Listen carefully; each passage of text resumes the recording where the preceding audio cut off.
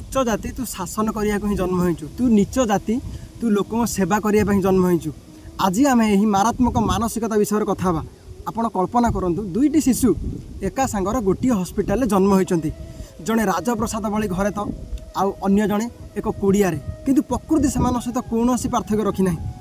दुहीक रक्तर रंग भी नाली, दुहीकर मस्तिष्कर क्षमता भी सामान, हेले यही उच्च नीच मानसिकता किपरि काम करे आपण जानती। यह एक उदाहरण माध्यम बुझंतु। जदि गोटे हाथी छुआ को पिला दिनु एक पतला शिकुलू जहाँ को आम जंजीर बोली कहुए से बांधी दि जाए, से बड़ है से शिकुलू केबे भी छिंडिया को चेष्टा करे ना।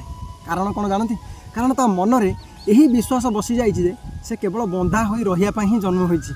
ठीक से हीपरि जितेबाला जड़े शिशु जे सी जाने से तल जाति तार सबकॉन्शियस माइंड बा अवचेतन मनरे सेल्फ लिमिटिंग बिलीफ सृष्टि हुए, जे से निजर योग्यता थाई मध्य निजकू नियम तैयारी करुवा व्यक्तिर चेयर देखिपारे ना। से भावे ए काम मो पाई नुहे, मु तो श्रमिक हवा ही जन्म होइछि। आ अन्यपटे जे निजकू उच्च जातिर भावे तार मानसिकता आहुरी भयंकर हो पारे। से जन्मरू निजकू अन्य ठारू श्रेष्ठ भाविया लगे, यह सुपेरियोरिटी कॉम्प्लेक्स कहा जाए। ता भावना अन्य उपर नियंत्रण रखापी ही सब प्रवर्ताए। से भावे नियम तो मु तैयार करी, बाकी समस्ते मो कथा मानिया उचित। यह ही समाजर अहंकार एवं शोषणर मूल कारण।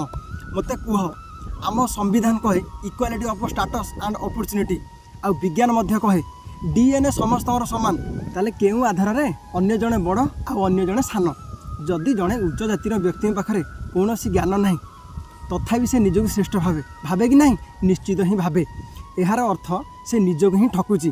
आउ जदि जड़े प्रतिभावान व्यक्ति केवल नीच जाति निजक छोट मन करुची, तेबे से समाजर ही क्षति करुची। जाति एक आपण सामाजिक व्यवस्था हो पारे, किंतु यह मनीषर आईक्यू किंबा तार चरित्रर मापकाठी केबे भी नुहे।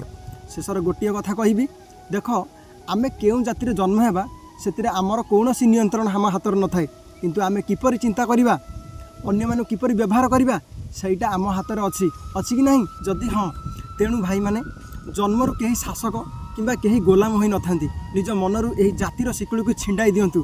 जड़े मनीष को ता जन्मरू नुहे बरं तार योग्यता एवं मानविकतार चिन्हतु। आउ जदि आमे यही मानसिकता को आज न बदलैबा ना, तेबे आमे सही समाज गढ़ा जेउठी न्याय नुहे बरं अंधविश्वास राजनीति चलिबो। धन्यवाद। जय भीम।